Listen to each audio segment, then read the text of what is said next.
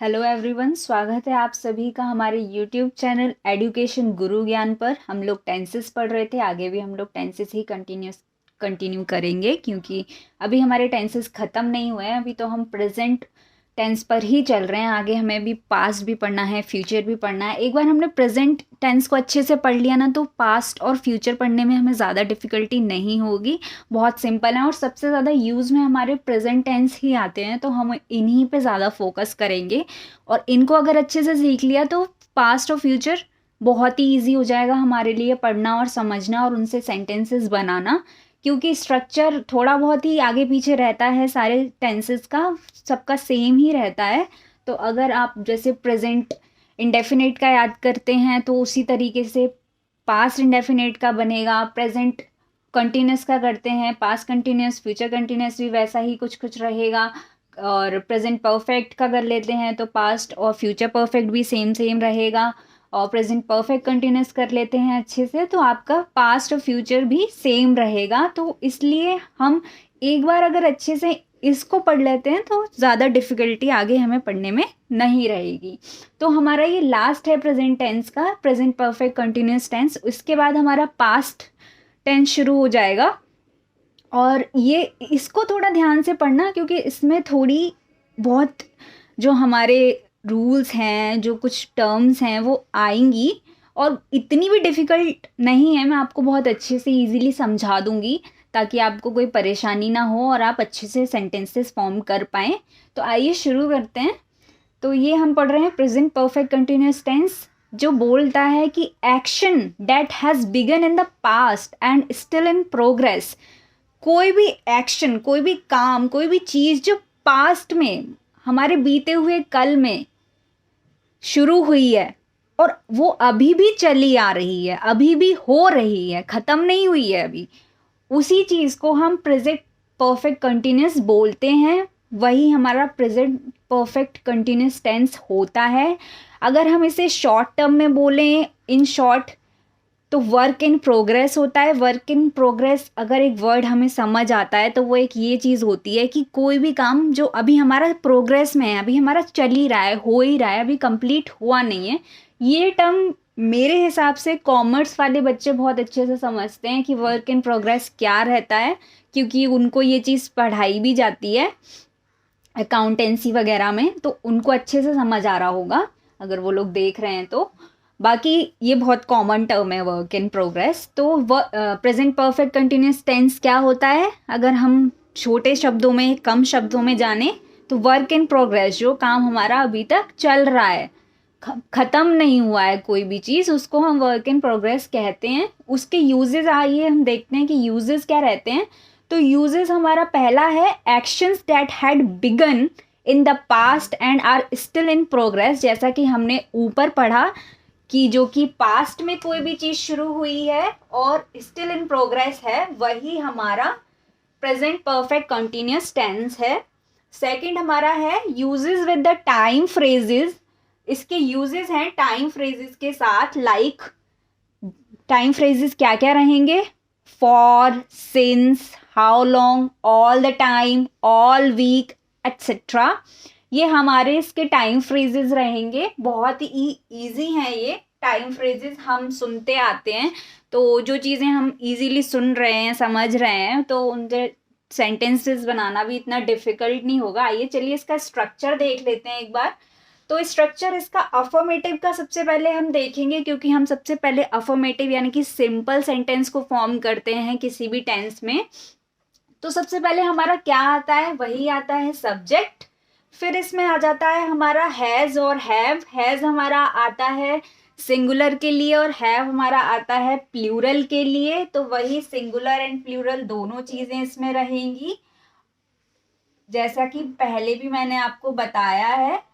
तो इसमें भी सेम चीज़ रहेगी। तो सिंगुलर है तो हैज़ आएगा, प्लूरल है तो हैव आएगा। उसके साथ हमारा बीन लग जाता है, प्लस वर्ब की फर्स्ट फॉर्म आईएनजी लग जाता है। वर्ब की फर्स्ट फॉर्म और आईएनजी मैंने आपको बताया था कि हमारा रहता है ये वर्ब की फोर्थ फॉर्म, इसको एक तरीके से हम बोलते हैं।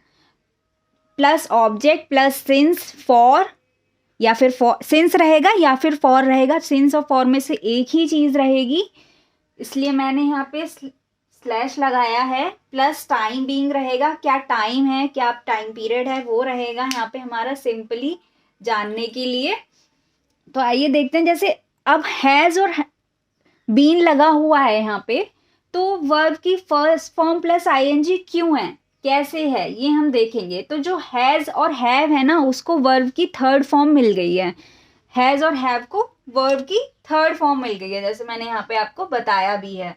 और जो बीन है हमारा, उसमें बी को हमारी आईएनजी को, जो ये जो आईएनजी हमारा है, आईएनजी को बी की फॉर्म मिल गई है। ये जो बी की फॉर्म है, इसको आईएनजी को मिल गई है।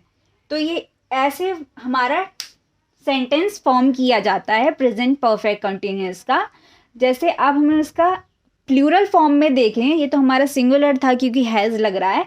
प्लूरल में देखते हैं तो subject plus have been plus verb की first form ING plus object plus since और फॉर, मतलब सिंस या फिर फॉर रहेगा प्लस टाइम बीइंग रहेगा।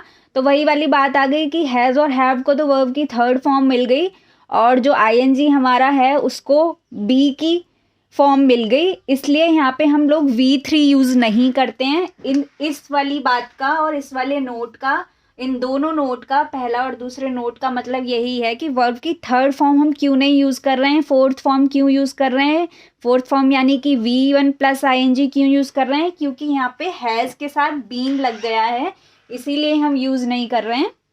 ये मैंने आपको इसका रीज़न भी बता दिया है। कोई और होता तो रीज़न नहीं बताता, खाली स्ट्रक्चर बताकर छोड़ देता कि हाँ हैज़ के साथ बीन लगा देंगे प्लस आईएनजी, वर्ब की फर्स्ट फॉर्म आईएनजी लगा देंगे और सिंस प्लस फोर लगा गया, हो गया हमारा ये प्रेजेंट परफेक्ट कंटिन्यूअस। वो आपको इसके पीछे का रीज़न नहीं बताते, सिंपली स्ट्रक्चर बताकर छोड़ देते।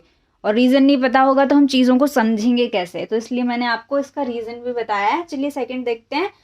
नॉट लग गया है सेकंड वाले में, हम देख पा रहे हैं कि नॉट आ रहा है यहाँ पे, तो नॉट नेगेटिव फॉर्म में लगता है। तो subject plus has not plus been plus verb की फर्स्ट फॉर्म आईएनजी। वर्ब की फर्स्ट फॉर्म आईएनजी हम क्यों लगा रहे हैं, हम वर्ब की थर्ड फॉर्म क्यों नहीं लगा रहे हैं, क्योंकि हमारे आईएनजी को बी की फॉर्म मिल गई है और हैज़ और हैव को वर्ब की थर्ड फॉर्म मिल गई है, इसलिए नहीं लगा रहे हैं। प्लस ऑब्जेक्ट प्लस सिंस और फॉर, सिंस फॉर में से एक रहेगा मैंने बताया, प्लस टाइम बीइंग रहेगा, जो भी टाइम पीरियड आपका रहा होगा, since this year, since morning, for past 3 years, इस तरह से रहेगा। ये हम एग्जांपल्स देखेंगे तो आपको ज़्यादा क्लैरिटी के साथ समझ में आएगा, आपको क्लियर हो जाएंगी चीज़ें। फिर हम देखते हैं इसका वही प्लूरल फॉर्म में नेगेटिव कैसे बनता है। प्लूरल है तो हैव लग जाएगा, सिंगुलर है तो हैज़ लग जाएगा। ये हम पहले भी पढ़ चुके हैं परफेक्ट टेंस में, तो ये हमारा वैसे बन जाएगा। अब हमें इंटेरोगेटिव देखेंगे तो हैज़ और हैव आगे आ जाएगा। हैज़ वही सिंगुलर के लिए, हैव वही प्लूरल के लिए। इंटेरोगेटिव है तो क्वेश्चन मार्क लग जाएगा यहाँ पे, और सेम उसी तरीके से सेंटेंस फॉर्म हो जाएगा। आइए रीड कर लेते हैं एक बार। Has plus subject plus been plus verb की first form plus ING plus object plus since और for plus time being, question mark. Question mark क्योंकि हम यहाँ पे सवाल पूछ रहे हैं, क्वेश्चन कर रहे हैं किसी से। फिर हम देखते हैं प्लूरल का, तो have plus subject plus been plus verb की first form plus ING plus object plus since और फॉर। और बोल रही हूँ मैं यहाँ पे, एंड नहीं बोल रही हूँ। एंड होता तो दोनों चीज़ें होती, और बोल रही हूँ तो सिंस रहेगा या फिर फॉर रहेगा, दोनों में से एक ही चीज़ रहेगी। Plus time being, question mark. Fourth हम देखते हैं has plus subject plus not plus been plus verb की first form ING plus object since और for plus time being plus question mark.